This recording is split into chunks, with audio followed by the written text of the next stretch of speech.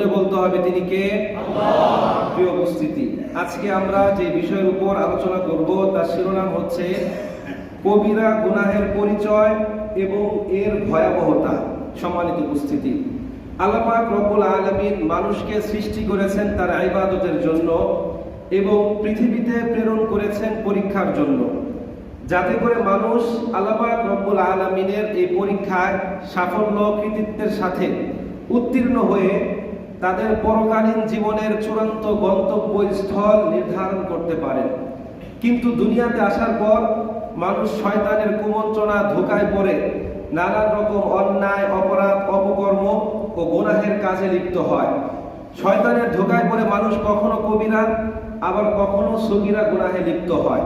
অথচ শরীয়তের অমোঘ বিধান অনুযায়ী একজন ঈমানদার ব্যক্তিকে সগীরা, কবিরা, ছোট বড়, প্রকাশ্য অপ্রকাশ্য